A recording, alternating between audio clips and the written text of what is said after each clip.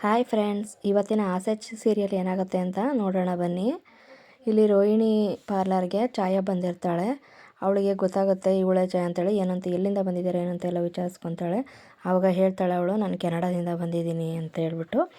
ಆಗ ಅವಳಿಗೆ ಇವಳೇ ಎಲ್ಲ ಫ್ರಾಡ್ ಅಂತ ಹೇಳ್ಬಿಟ್ಟು ಫೋಟೋ ಎಲ್ಲ ನೋಡಿರ್ತಾಳೆ, ಗೊತ್ತಾಗುತ್ತೆ. ಆವಾಗ ಮನೋಜ್ಗೆ ಇಮಿಡಿಯೇಟ್ಲಿ ಕಾಲ್ ಮಾಡ್ತಾಳೆ. ಮನೋಜ್ ಕಾಲ್ ಮಾಡಿಬಿಟ್ಟು ಎಲ್ಲಿದ್ದೀರಾ ಮನೋಜ್ ಅಂತ ಕೇಳ್ತಾಳೆ. ಮನೋಜ್, ಅಯ್ಯೋ ಇಲ್ಲೇ ಫೈನಾನ್ಸ್ ಹತ್ರ ದುಡ್ಡಿಗೆ ಹೋಗಿದ್ದೆ, ಏನೋ ಸಿಕ್ಕಲಿಲ್ಲ, ಬರ್ತಾ ಇದ್ದೀನಿ ನಡ್ಕೊಂಡು ಅಂತೇಳಿ ಹೇಳ್ತಾನೆ. ಆಗ ರೋಹಿಣಿ, ನಿನಗೆ ದುಡ್ಡು ಸಿಗೋದು ನಮ್ಮ ಪಾರ್ಲರಲ್ಲಿದೆ ಬನ್ನಿ ಅಂತೇಳಿ ಕರೀತಾಳೆ. ಏನು ತಮಾಷೆ ಮಾಡ್ತಾಯಿದ್ದೀಯ ರೋಹಿಣಿ ಅಂತ ಹೇಳ್ತಾನೆ. ಇಲ್ಲ ಬನ್ನಿ ಮನೋಜ್, ಇಲ್ಲಿ ಛಾಯ ಬಂದಿದ್ದಾಳೆ ಅಂತ ಹೇಳ್ತಾಳೆ. ಛಾಯನ, ಏನು ತಮಾಷೆ ಮಾಡ್ತಾಯಿಲ್ಲ ತಾನೇ ನೀನು ಅಂತೆಲ್ಲ ಹೇಳ್ತಾನೆ. ಇಲ್ಲ ಮನೋಜ್, ಈ 2 ದಿವಸ ಆಯ್ತಂತೆ ಕೆನಡಾದಿಂದ ಇಂಡಿಯಾಗೆ ಬಂದಿದ್ದಾಳೆ ಅವಳು. ನನ್ನ ಕೈಲಿ ನಮ್ಮ ಪಾರ್ಲರಿಗೆ ಬಂದು ನನ್ನ ಕೈಲಿ ಸಿಕ್ಕಾಕೊಂಡಿದ್ದಾಳೆ, ಬನ್ನಿ ಅಂತ ಹೇಳ್ತಾಳೆ. ಸರಿ ನಾನು ಬಂದೆ ಅಂತ ಹೇಳ್ಬಿಟ್ಟು ಅವನು ಬರ್ತಾನೆ.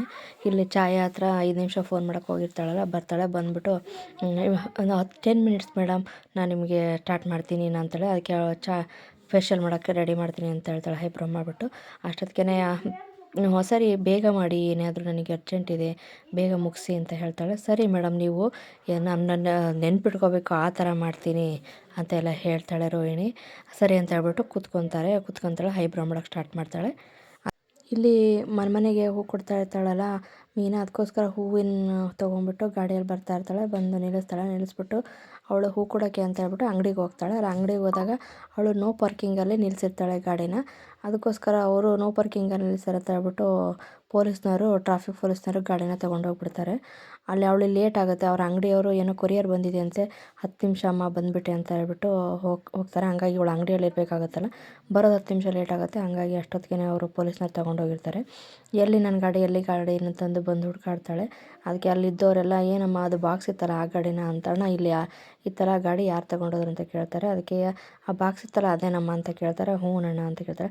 ಆವಾಗ ಟ್ರಾಫಿಕ್ ಪೊಲೀಸ್ನವ್ರು ತೊಗೊಂಡೋದ್ರಮ್ಮ, ನೋ ಪಾರ್ಕಿಂಗಲ್ಲಿ ನಿಲ್ಲಿಸಿದ್ದಾರೆ ಅದಕ್ಕೆ ಅಂತ ಹೇಳ್ತಾರೆ. ಸೊ ಅಲ್ಲಿಗೆ ಅವಳು ಪೊಲೀಸ್ ಸ್ಟೇಷನಿಗೆ ಹೋಗೋಕ್ಕೆ ಅಂತ ಹೇಳ್ಬಿಟ್ಟು ಹೊರಡ್ತಾಳೆ. ಮನೋಜು ಬ್ಯೂಟಿ ಪಾರ್ಲರಿಗೆ ಬರ್ತಾನೆ. ಬಂದ ತಕ್ಷಣ ಓಡೋಗೋಕ್ಕೆ ಅಂತೇಳಿ ಹೋಗ್ತಾಳೆ. ಐ ಹ್ಯಾವ್ ಟು ಗೋ ಅಂತಾಳೆ. ಎಲ್ಲಿಗೆ ಹೋಗ್ತೀಯಾ, ನಿಂತ್ಕೊಳ್ಳೆ ಅಂತ ಹೇಳ್ಬಿಟ್ಟು ನಿಲ್ಲಿಸ್ಕೊಂತಾಳೆ ರೋಹಿಣಿ. ಆಮೇಲೆ ಏನು ಮೈ ಮುಟ್ಟೆಲ್ಲ ಮಾತಾಡ್ತೀರಾ ಅಂತ ಹೇಳ್ಬಿಟ್ಟು ಛಾಯ ಅಂತಾಳೆ. ಅದಕ್ಕೆ ನನಗೂ ಅಧಿಕಾರ ಇದೆ ಕಣೆ ನಿನಗೆ ಮಾತಾಡೋಕ್ಕೆ, ಅದಕ್ಕೋಸ್ಕರ ಅಂತ ಹೇಳ್ತಾಳೆ. ಅದಕ್ಕೆ ಮನೋಜ್ ಇದ್ದನು, ನಿನ್ನ ಎಷ್ಟು ಅಂತ ನಂಬಿದೆ ಕಣೆ, ನಿನ್ನ ಮನೆಯವ್ರು ನಮ್ಮ ತಂದೆ ತಾಯಿನೇ ಎದುರ್ಕೊಂಡಿದ್ದೆ, ಆದರೆ ನೀ ಮಾಡಿದ್ದು ದುಡ್ಡಿಗೋಸ್ಕರ ನನ್ನನ್ನೇ ಬಿಟ್ಬಿಟ್ಟಲ್ಲ ನೀನು, ದುಡ್ಡಿನ ಆಸೆಗೋಸ್ಕರ ನಾನು ಪ್ರೀತಿಯನ್ನು ನಾಟಕ ಆಡ್ಬಿಟ್ಟಲ್ಲ ನೀನು ಅಂತೇಳಿ ಬೈತಾನೆ ಮನೋಜು. ಆಮೇಲೆ ಕುತ್ತಿಗೆ ಹಿಡಿದು ಸಾಯಿಸೋಕ್ಕೆ ಅಂತ ಹೋಗ್ತಾನೆ. ನಿನಗೇನು ಮನಸ್ಸಾಕ್ಷಿ ಅನ್ನೋದೇ ಇಲ್ವಾ, ಎಂಥ ಹೆಣ್ಣೆ ನೀನು ಅಂತೆಲ್ಲ ಮಾತಾಡ್ತಾನೆ. ಆಮೇಲೆ ಸರಿ ಅಂತ ಹೇಳ್ಬಿಟ್ಟು ರೋಹಿಣಿ, ಅದಕ್ಕೆ ಪ್ರೀತಿ ಅನ್ನೋದೇ ಗೊತ್ತಿರೋವಳಿಗೆ ಇವಳು ದುಡ್ಡಿಗೋಸ್ಕರ ಇರೋಳು ಅಂತ ಎಲ್ಲ ಮಾತಾಡ್ತಾಳೆ. ನನ್ನ ಬಗ್ಗೆ ಗೊತ್ತಿಲ್ಲದೆ ನೀ ಹಂಗೆ ಮಾತಾಡಬೇಡ ಅಂತ ಹೇಳಿ ಬೈತಾಳೆ. ನಿನ್ನ ಬಗ್ಗೆ ಎಲ್ಲ ತಿಳ್ಕೊಂಡೆ ಮಾತಾಡ್ತಾ ಇರೋದು ಕಣೆ ಅಂತ ಎಲ್ಲ ಬೈತಾಳೆ ರೋಹಿಣಿ. ನನ್ನಂಥ ಇನ್ನೋಸೆಂಟಿಗೆ ನಿನಗೆ ಇದು ಮಾಡೋಕ್ಕೆ, ಮೋಸ ಮಾಡೋಕ್ಕೆ ಏನೇ ಮನಸ್ಸು ಬಂತು ನಿನಗೆ ಅಂತೆಲ್ಲ ಅಂತಾಳೆ. ಆವಾಗ ಇದನ್ನೆಲ್ಲ ಕೇಳೋಕ್ಕೆ ನೀನು ಯಾರೇ ಅಂತ ಹೇಳ್ಬಿಟ್ಟು ರೋಹಿಣಿಗೆ ಛಾಯ ಹೇಳ್ತಾಳೆ. ಆವಾಗ ಕಪಾಳಕ್ಕೆ ಹೊಡಿತಾಳೆ ರೋಹಿಣಿ. ನನಗೂ ಹಕ್ಕಿದೆ ಕಣೆ, ನಾನು ಇವ್ರ ವೈಫು ಅಂತ ಹೇಳ್ತಾಳೆ. ಅವಾಗ ಯಾರನ್ನು ಬೇಡ ಅಂತ ಬಿಟ್ಟಿಯೋದೋ ಅವರವಳ ಕಣೆ ನಾನು, ಯಾರಿಗೆ ಹೃದಯ ಹೊಡೆದೋದೆ ಅವರಿಗೆ ಜೊತೆಯಾಗಿರೋಳು ಕಣೆ ನಾನು ಅಂತ ಹೇಳ್ತಾಳೆ. ಆಗ ರೋಹಿಣಿ ಮೈ ವೈಫ್ ಅಂತ ಹೇಳ್ಬಿಟ್ಟು ಹೇಳ್ತಾನೆ. ಹೌದು ಕಣೆ, ನನ್ನ ವೈಫ್ ಅವಳು ರೋಹಿಣಿ. ನೀನು ಹೋದ ತಕ್ಷಣ ದೇವದಾಸ ಆಗಿಬಿಡ್ತೀನಿ, ನಿನ್ನ ಪಲ್ಲೆ ನಾನು ಕಳೆದೋಗ್ಬಿಡ್ತೀನಿ ಅಂತ ಅಂದ್ಕೊಂಡಿದ್ದೆ. ಅಂತ ದೇವರು ಅಷ್ಟೇ ಇಷ್ಟೆಲ್ಲ ನೀ ಮೋಸ ನಿನ್ನ ಬಗ್ಗೆ ಯೋಚನೆ ಮಾಡ್ತೀನಾ? ದೇವತೆ ಅಂತ ಹೆಂಡತಿ ಕೊಟ್ಟಿದ್ದಾನೆ ನನಗೆ, ರೋಹಿಣಿ ಜೊತೆ ನಾನು ಸುಖವಾಗಿ ಸಂತೋಷವಾಗಿ ಇದ್ದೀನಿ ಅಂತ ಹೇಳ್ತಾನೆ. ಒಂದು ಹೊತ್ತಿ ನೀನು ಬಿಟ್ಟು ಹೋಗಿದ್ದು ಒಳ್ಳೆಯದೇ ಆಯಿತು ನನಗೆ ಅಂತ ಹೇಳ್ಬಿಟ್ಟು ಛಾಯಾಗೆಲ್ಲ ಬೈತಾನೆ. ನಿನ್ನಂಥ ಫ್ರಾಡ್ನ ಮದುವೆ ಆಗಿದ್ದರೆ ನನ್ನ ಜೀವನ ವಿಚಿತ್ರ ಆಗ್ತಿತ್ತು ಅಂತೆಲ್ಲ ಅಂತಾಳೆ. ನನ್ನಿಂದ ಒಳ್ಳೆಯದೇ ಆಗಿದೆಯಲ್ಲ ಛಾಯ ಅಂತಾಳೆ. ಅದಕ್ಕೆ ನನ್ನಿಂದ ನಿನಗೆ ಒಳ್ಳೆಯದೆಲ್ಲ ಆಗಿದೆಯಲ್ಲ ಬಿಡು ಅಂತ ಹೇಳ್ತಾಳೆ.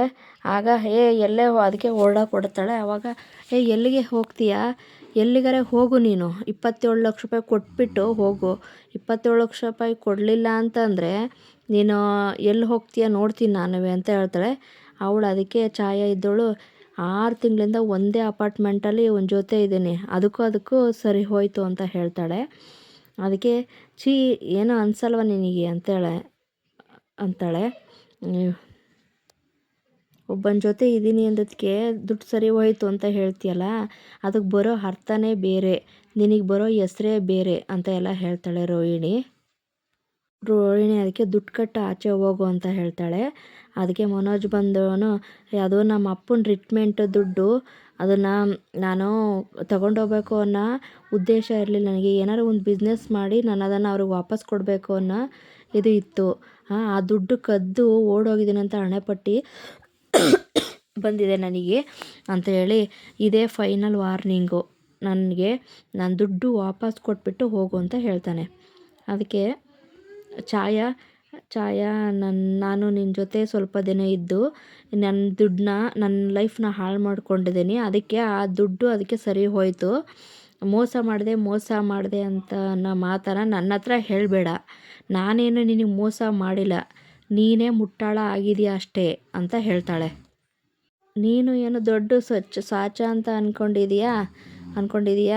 ನೀನು ಒಂದು ಹುಡುಗಿನ ನಂಬಿಸಿ ಮದುವೆ ಆಗ್ತೀನಿ ಅಂತ ಹೇಳಿಬಿಟ್ಟು ತಾನೇ ಆ ದುಡ್ಡನ್ನ ನಿಂದು ಮಾಡ್ಕೊಂಡಿದ್ದು ಅಂತ ಎಲ್ಲ ಹೇಳ್ತಾಳೆ. ಅದಕ್ಕೆ ರೋಹಿಣಿ ಇದ್ದಕ್ಕೆ ಮರ್ಯಾದೆಯಿಂದ ದುಡ್ಡು ಕೊಟ್ಬಿಟ್ರೆ ಸುಮ್ಮನಿರೋ, ಕೊಡಲ್ಲ ಏನು ಮಾಡ್ತೀಯ ಅಂತ ಛಾಯಾ ಅಂತಾಳೆ. ಅದಕ್ಕೆ ರೋಹಿಣಿ ಹಂಗಂದಿದ್ದಕ್ಕೆ, ಸರಿ ಹಂಗಾದರೆ ಹೀಗೆಲ್ಲ ಕೇಳಿದ್ರೆ ನಿನಗೆ ಅರ್ಥ ಆಗಲ್ಲ ಅಲ್ವಾ ಮನೋಜ್, ಪೊಲೀಸ್ನವ್ರಿಗೆ ಫೋನ್ ಮಾಡಿ ಅಂತ ಹೇಳ್ತಾಳೆ ಮನೋಜು ಆಲ್ರೆಡಿ ಇವಳ ಮೇಲೆ ಕಂಪ್ಲೇಂಟ್ ಕೊಟ್ಟಿದ್ದೀವಲ್ವಾ, ಅವ್ರ ಸ್ಟೈಲಲ್ಲೇ ಅವರು ವಿಚಾರಣೆ ಮಾಡಿದರೆ ದುಡ್ಡು ತಾನಾಗೇ ಬರುತ್ತೆ ಅಂತ ಹೇಳ್ತಾಳೆ.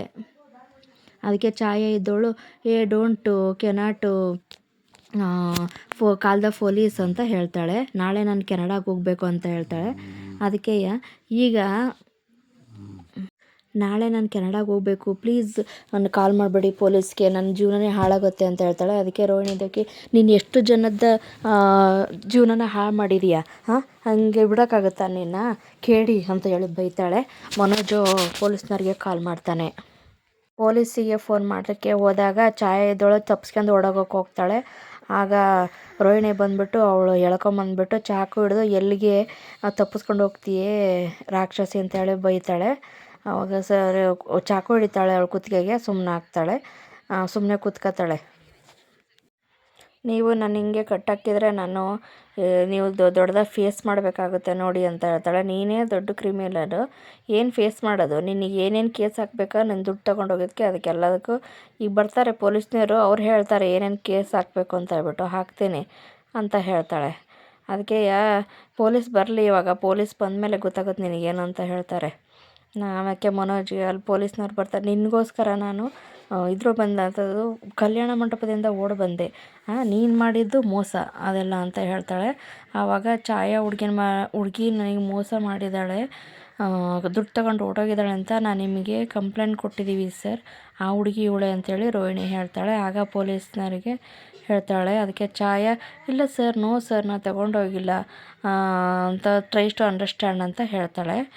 ಅದಕ್ಕೆ ಛಾಯಾಗೆ ಪೊಲೀಸ್ನವರು, 1 ವರ್ಷದ ಹಿಂದೆ ಕೆನಡಾಗೆ ಹೋಗಿದ್ದು ನೀವೇ ತಾನೇ, 6 ತಿಂಗಳ ಹಿಂದೆ ಇವರು ಕಂಪ್ಲೇಂಟ್ ಕೊಟ್ಟಿದ್ದಾರೆ ನಿಮ್ಮ ಮೇಲೆ, ದುಡ್ಡು ತೊಗೊಂಡು ಓಡೋಗಿದ್ದೀರಾ ಅಂತ ಹೇಳ್ಬಿಟ್ಟು, ಇವ್ರಿಗೆ ಸೇರಬೇಕಾಗಿದೆ 27 ಲಕ್ಷ, ನೀವು ತೊಗೊಂಡು ಹೋಗಿದ್ದೀರಾ ಅಂತ ಹೇಳ್ತಾರೆ. ನಾನು ಯಾರಿಗೂ ಮೋಸ ಮಾಡಿಲ್ಲ ಸರ್ ಅಂತ ಹೇಳ್ಬಿಟ್ಟು ಹೇಳ್ತಾಳೆ ಛಾಯಾ. ಅದಕ್ಕೆ ಮನೋಜು, ಸಾರ್ ಸುಳ್ಳು ಹೇಳ್ತಾ ಇದ್ದಾರೆ ಸರ್ ಇವರು ಅಂತ ಹೇಳ್ತಾಳೆ.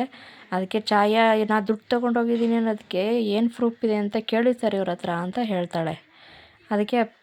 ಅದಕ್ಕೆ ಮನೋಜ್ ಬಂದು, ಏನು ನನ್ನೇನು ಬಫಲ್ ಅಂತ ಅಂದ್ಕೊಂಡಿದ್ದೀಯಾ, ಅದಕ್ಕೆ ನಿನಗೆ ಹಣ ಕೊಟ್ಟಿರೋದಕ್ಕೆ ನನ್ನ ಹತ್ರ ಸಾಕ್ಷಿ ಇದೆ, ಎಲ್ಲಿ ತೋರಿಸ್ಬೇಕಾ ಅಲ್ಲಿ ತೋರಿಸ್ತೀನಿ ಅಂತ ಹೇಳ್ತಾನೆ ಮನೋಜು. ಅದಕ್ಕೆ ಪೊಲೀಸ್ನವರು, ನೀವು ಇರಿ, ನಾನು ಇಲ್ಲಿದ್ದೀನಿ, ಅದನ್ನೆಲ್ಲ ವಿಚಾರಿಸೋಕ್ಕೇ ನಾನು ಇಲ್ಲಿರೋದು ಅಂತ ಹೇಳ್ತಾರೆ. ಅದಕ್ಕೆ ಛಾಯಾ, ನಾವು ಹೋಗಲೇಬೇಕು, ನನಗೆ ಹೋಗಕ್ಕೆ ಬಿಡಿ, ನಾನು ಯಾವುದು ತಪ್ಪು ಮಾಡಿಲ್ಲ, ನೀವೇನಾದ್ರು ದುಡ್ಡಿಗೋಸ್ಕರ ಪೊಲೀಸ್ನವ್ರು ನೀವು ಬ್ಲ್ಯಾಕ್ ಮೇಲ್ ಮಾಡ್ತೀರ ಅಂತ ಹೇಳಿ ಇನ್ಸ್ಟಾಗ್ರಾಮಲ್ಲಿ ನನಗೆ 10,000 ಫಾಲೋವರ್ಸ್ ಇದ್ದಾರೆ, ನಾನು ಇದು ಮೀಡಿಯಾದಲ್ಲಿ ಒಂದು ಪೋಸ್ಟ್ ಮಾಡಿದೆ ಅಂತ ಇಟ್ಕೊಂಡ್ರೆ ಇವಾಗ ದೊಡ್ಡ ಇಶ್ಯೂ ಆಗುತ್ತೆ ಅಂತ ಹೇಳ್ತಾಳೆ. ಆದ್ರೂ ನಿಮ್ಮ ಮೇಲೆ ಕಂಪ್ಲೇಂಟ್ ಬಂದಿದೆ, ನಿಮ್ಮ ಮೇಲೆ ಆಕ್ಷನ್ ತಗೊಳ್ಳೇಬೇಕು, ನೀವು ಕೋಆಪ್ರೇಟ್ ಮಾಡಿದರೆ ನಿಮಗೆ ಒಳ್ಳೆಯದು ಅಂತ ಹೇಳ್ಬಿಟ್ಟು ಛಾಯಾಂಗವರು ಜೋರು ಮಾಡಿ ಕರೀತಾರೆ. ಸರಿ ಅಂತ ಅಂತಾರೆ. ಮೀನಾ ಪೊಲೀಸ್ ಸ್ಟೇಷನ್ ಬರ್ತಾಳೆ. ಮೇಡಮ್ ಇಲ್ಲಿ ನನ್ನ ಗಾಡಿನ ಏನೂ ತಪ್ಪು ಮಾಡಿಲ್ಲ, ಇಲ್ಲಿ ತೊಗೊಂಬಂದು ನಿಲ್ಲಿಸ್ಕೊಂಡಿದ್ದಾರೆ ಅಂತ ಹೇಳ್ತಾಳೆ. ಏನಮ್ಮ ನಾವೇ ಕಳ್ತನ ಮಾಡ್ಕೊಂಬಂದಿರೋ ಥರ ಆಡ್ತೀಯ ಅಂತ ಹೇಳ್ತಾರೆ. ನೋ ಪಾರ್ಕಿಂಗಲ್ಲಿ ನಿಲ್ಲಿಸಿದ್ರೆ ತಂದಿದ್ದಾರೆ ಅಂತ ಹೇಳ್ತಾರೆ. ಸೊ ಸಾಹೇಬರು ಹೊರಗೆ ರೌಂಡ್ಸ್ ಹೋಗಿದ್ದಾರೆ, ಅವ್ರು ಬರಲಿ ಅಂತ ಹೇಳ್ತಾಳೆ. ಅವ್ರು ಏನಕ್ಕೆ ಗಾಡಿ ತೊಗೊಂಡು ಬಂದಿದ್ದಾರೆ ಅಂತ ಅವ್ರು ಬಂದಮೇಲೆ ಗೊತ್ತಾಗೋದು. ಏನಾದರೂ ನೋ ಪಾರ್ಕಿಂಗಲ್ಲಿ ನಿಲ್ಲಿಸಿದ್ಯಾ ಅಂತ ಕೇಳ್ತಾರೆ. ಓ ಹ್ಞೂ ಮೇಡಮ್, ನಾನು ಬರೋದಕ್ಕೆ ಒಂದು 10 ನಿಮಿಷ ಅಲ್ಲಿ ಹೂ ಕೊಡೋದು ಲೇಟ್ ಆಯ್ತು, ಬರೋದಕ್ಕೆ ಹಿಂಗೆ ಗಾಡಿ ತೊಗೊಂಬಂದಿದ್ದಾರೆ, ನನ್ನ ಗಾಡಿ ನನಗೆ ಕೊಟ್ಬಿಡಿ ಮೇಡಮ್, ನೋಡಿ ಮೇಡಮ್ ನನ್ನ ಲೈಸೆನ್ಸ್ ಇದೆ ಎಲ್ಲ ಇದೆ ಅಂತ ಹೇಳ್ತಾಳೆ. ಇದು ನಮ್ಮ ಮನೆಯವರು ಮೊದಲನೇ ಸರಿಯಾಗಿ ಕೊಡಿಸಿರೋ ಗಾಡಿ. ಇನ್ನೂ ತುಂಬ ಕಡೆ ಹೂ ಕೊಡಬೇಕು, ಎಲ್ಲ ಹೂವು ಗಾಡಿಯಲ್ಲೇ ಇದೆ, ನನ್ನ ವ್ಯಾಪಾರ ಹಾಳಾಗುತ್ತೆ ಮೇಡಮ್, ಪ್ಲೀಸ್ ಮೇಡಮ್ ಅಂತ ಹೇಳ್ತಾಳೆ. ಅದಕ್ಕೆ ನಾನು ಹೇಳ್ತಾ ಇರೋದು ನಿನಗೆ ಅರ್ಥ ಆಗಲ್ಲೇನಮ್ಮ, ಇನ್ಸ್ಪೆಕ್ಟ್ರ್ ಬರೋವರೆಗೂ ಏನೂ ಮಾಡೋಕ್ಕಾಗಲ್ಲ ಅಂತ ಹೇಳ್ಬಿಟ್ಟು ಹೇಳ್ತಾರೆ. ಮೇಡಮ್ ಪ್ಲೀಸ್ ಮೇಡಮ್ ಅಂತಾಳೆ. ಅವರು ಬರ್ತಾರೆ ಇರಮ್ಮ, ಸಾಹೇಬರು ಬರೋವರೆಗೂ ಕಾಯಲೇಬೇಕು ಅಂತ ಹೇಳ್ತಾಳೆ. ಏನು ಮಾಡಲಿ ಇವಾಗ ನಾನು, ಇವಾಗ ಮನೆ ಹತ್ರ ಇದ್ದದ್ದು ಗಾಡಿನೇ ಎತ್ಕೊಂಡು ಹೋಗ್ಬಿಟ್ಟು ಇಲ್ಲಿ ಗಾಡಿನೂ ಇಲ್ಲಿ ಎತ್ಕೊಂಬಂದಿದ್ದಾರೆ. ಅವ್ರಿಗೆ ಹೇಳಿದ್ರೆ, ಸೂರ್ಯನ್ಗೆ ಹೇಳಿದ್ರೆ ಈಗ ಅವರು ನನಗೆ ಬೈಯೋದವರು, ಏನು ಮಾಡಲಿ ನನಗೂ ಗೊತ್ತಾಗ್ತಲ್ಲ ಅಂತ ಅಂದ್ಕೊತಾ ಇರ್ತಾಳೆ. ಮೀನಾಗಿ ಮಾತಾಡ್ತಾ ನಿಂತಿರ್ತಾಳೆ. ಆವಾಗ ಛಾಯಾ ಅವರು ರೋಹಿಣಿ ಆಮೇಲೆ ಮನೋಜ್ ಎಲ್ಲರೂ ಕುತ್ಕೊಂಡು ಸ್ಟೇಷನಿಗೆ ಬರ್ತಾರೆ. ಬಂದಾಗ ಮೀನಾ ಈ ಕಡೆ ನೋಡ್ತಾ ಇರ್ತಾಳೆ, ಅವಳು ಆ ಕಡೆ ನೋಡಲ್ಲ. ಅದಕ್ಕೆ ಛಾಯಾ ಅಷ್ಟೊತ್ತಿಗೆ ಟ್ರೈ ಟು ಅಂಡರ್ಸ್ಟ್ಯಾಂಡ್ ಸರ್, ನಾನು ಏನು ತಪ್ಪು ಮಾಡಿಲ್ಲ, ಏನು ಸರ್ ನಾನು ಬಿಟ್ಬಿಡಿ ಅಂತ ಹೇಳ್ತಾಳೆ. ರೀ ಒಳಗೆ ಕುತ್ಕೊಂಡು ಮಾತಾಡೋಣ ಬರ್ರಿ, ಏನು ರೀ ಇದು ಮಾಡ್ತೀರಾ ಇಲ್ಲಿ ನೀವು, ಬರ್ರಿ ಅಂತ ಹೇಳ್ತಾರೆ. ಅದಕ್ಕೆ ಮನೋಜು ರೋಹಿಣಿ ನಮ್ಮ ದುಡ್ಡು ಇವತ್ತು ನಮಗೆ ಸಿಗುತ್ತೆ ಇಲ್ಲಿ ಅಂತ ಕೇಳ್ತಾಳೆ. ರೋಹಿಣಿ ಅದಕ್ಕೆ ಸಿಗದೆ ಎಲ್ಲೋಗುತ್ತೆ ಮನೋಜ್, ಸಿಗುತ್ತೆ ಬನ್ನಿ ಅಂತ ಹೇಳ್ತಾಳೆ. ಆವಾಗ ಛಾಯಾ ಮನೋಜ್ ಜಾಯಿಂಟ್ ಅಕೌಂಟಲ್ಲಿದ್ದ 27 ಲಕ್ಷ ರೂಪಾಯಿ ಅವಳು ಛಾಯೆ ಹೆಸರಿಗೆ ಟ್ರಾನ್ಸ್ಫರ್ ಮಾಡ್ಕೊಂಡಿದ್ದಾಳೆ ಸರ್. ಅದೇ ದಿನವೇ ಇವಳು ಕೆನಡಾಗೆ ಹೋಗಿದ್ದಾಳೆ ಸರ್, ನೋಡಿ ಸರ್ ಅಂತ ಹೇಳ್ತಾಳೆ. ನಾನು ನನ್ನ ಅಕೌಂಟಿಗೆ ಆ ಅಮೌಂಟನ್ನ ಟ್ರಾನ್ಸ್ಫರ್ ಮಾಡ್ಕೊಂಡಿರೋದು ಇವ್ರಿಗೂ ಗೊತ್ತು ಸರ್ ಅಂತ ಹೇಳ್ತಾಳೆ. ನೀನು ಅಲ್ಲಿಗೆ ಹೋಗಿರೋ ಕೆನಡಾಗೆ, ನಾನು ಅಲ್ಲಿ ಬರ್ತೀನಿ ಅಂತ ಹೇಳ್ತಾಳೆ. ಆಮೇಲೆ ಸುಳ್ಳು ಹೇಳಿ ನನಗೆ ಅಲ್ಲಿ ಹೋದ್ಮೇಲೆ ಬರ್ತೀನಿ ಅಂತ ಹೇಳ್ಬಿಟ್ಟು ಇಲ್ಲಿ ಇನ್ನೊಬ್ಬಳು ಮದುವೆಯಾಗಿ ಇಲ್ಲಿ ಆರಾಮಾಗಿದ್ದಾನೆ ಸರ್, ಅಲ್ಲಿ ಬರ್ತೀನಿ ಅಂತ ನನಗೆ ಚೀಟ್ ಮಾಡಿದ್ದಾನೆ ಸರ್ ಇವನು ಅಂತ ಹೇಳ್ತಾಳೆ. ಅದಕ್ಕೆ ನೀನು ಸಾಯಿಸಾಕ್ಬಿಡ್ತೀನಿ ಕಣೆ ಅಂತ ಹೇಳ್ಬಿಟ್ಟು ಮನೋಜು ಬೈತಾನೆ. ಏನು ರೀ ಹಿಂಗೆಲ್ಲ ಮಾತಾಡ್ತೀರಾ ಅಂತ ಹೇಳ್ತಾರೆ, ಸಾಯಿಸಾಕ್ತೀನಿ ಅಂತ ಹೇಳಿದ್ದು. ಇಲ್ಲ ಸರ್ ನಾನು ಏನು ಮಾತಾಡಿಲ್ಲ, ನನ್ನ ತಂದೆ ರಿಟೈರ್ಮೆಂಟ್ ದುಡ್ಡು ಸರ್, ಅದು ನಮ್ಮ ತಂದೆಗೆ ದುಡ್ಡು ಅಂತ ಹೇಳ್ತಾನೆ. ನಿಮ್ಮ ತಂದೆಗೆ ಮೋಸ ಮಾಡಿ ದುಡ್ಡು ತಗೊಂಬಿಟ್ಟು ನೀವು ಇವರು ಸೆಟ್ಲಾಗಬೇಕು ಅಂತ ಆ ತಂದೆ ಮನೋಜು ಇಲ್ಲ ಸರ್, ನಾನು ನನ್ನ ತಂದೆಗೆ ಮೋಸ ಮಾಡ್ಬೇಕಂತ ಇರಲಿಲ್ಲ, ದುಡ್ಡು ತೊಗೊಂಡೋಗ್ಬಿಟ್ಟು ಚೆನ್ನಾಗಿ ಸಂಪಾದನೆ ಮಾಡಿಬಿಟ್ಟು ನಮ್ಮ ತಂದೆಗೆ ವಾಪಸ್ ಕೊಡಬೇಕಂತ ಇದ್ದೆ ಸರ್. ಅಷ್ಟೊತ್ತಿಗೆ ಇಷ್ಟೆಲ್ಲ ಆಗೋಯ್ತು, ನಮ್ಮ ತಂದೆ ಮೋಸ ಮಾಡ್ಬೇಕನ್ನೋ ಯಾವ ಆಸೆನೇ ಇರಲಿಲ್ಲ ಸರ್ ನನಗೆ ಅಂತೆಲ್ಲ ಮನೋಜ್ ಹೇಳ್ತಾನೆ. ಸುಮ್ಮನೆ ಆಗ್ತಾನೆ. ಆವಾಗ ಇವನಿಗೆ ನನ್ನ ದುಡ್ಡು ಸರ್, ಅದು ನನ್ನ ದುಡ್ಡನ್ನ ತೊಗೊಂಡಿದ್ದೀನಿ, ಅವನ ದುಡ್ಡಲ್ಲದು ಅಂತ ಹೇಳ್ತಾಳೆ. ಏನು ರೀ ನೀವು ಹಿಂಗೆ ಮಾತಾಡ್ತೀರಾ, ಅವ್ರ ಅಕೌಂಟಿಂದ ನಿಮ್ಮ ಅಕೌಂಟಿಗೆ ಜಾಯಿಂಟ್ ಇದ್ದಿದ್ದನ್ನ ಸಪ್ರೇಟ್ ಮಾಡ್ಕೊಂಡಿರೋದು, ಸೆಂಡ್ ಮಾಡಿರೋದು ನಿಮ್ಮ ಅಕೌಂಟ್ ಡೀಟೇಲ್ಸೆಲ್ಲ ಇಲ್ಲಿದೆ, ಹಿಂಗಿದ್ರು ಅವ್ರ ದುಡ್ಡಲ್ಲ ಅಂತ ಹೇಳ್ತಿರಲ್ಲ ಅಂತ ಹೇಳ್ತಾಳೆ. ಹೌದು ಸರ್ ನನ್ನ ದುಡ್ಡನ್ನ ತೊಗೊಂಡಿದ್ದೀನಿ ಅಂತ ಹೇಳ್ತಾಳೆ. ಆಮೇಲೆ ನಾನು ಯಾರಿಗೂ ದುಡ್ಡು ಕೊಡಬೇಕಾಗಿಲ್ಲ, ಏನೂ ಮಾಡೋಕ್ಕಾಗಲ್ಲ, ಇವರೆಲ್ಲ ಸುಳ್ಳು ಹೇಳ್ತಿದ್ದಾರೆ, ಫ್ರಾಡ್ ಮಾಡ್ತಿದ್ದಾರೆ ನನಗೆ, ಈಗ ನನ್ನ ಲಾಯರ್ ಬರ್ತಾರೆ ಮಾತಾಡ್ತಾರೆ ಅಂತ ಹೇಳ್ತಾಳೆ ಛಾಯಾ. ಎಲ್ಲರೂ ಶಾಕ್ ಆಗಿ ನಿಲ್ತಾರೆ. ಇವತ್ತಿಗೆ ಈ ಸಂಚಿಕೆ ಮುಗಿಯುತ್ತೆ. ಇಷ್ಟ ಆಗಿದ್ದರೆ ಲೈಕ್ ಮಾಡಿ, ಶೇರ್ ಮಾಡಿ, ಕಮೆಂಟ್ ಮಾಡಿ, ನನ್ನ ಚಾನಲ್ನ ಸಬ್ಸ್ಕ್ರೈಬ್ ಮಾಡಿ. Thank you for watching.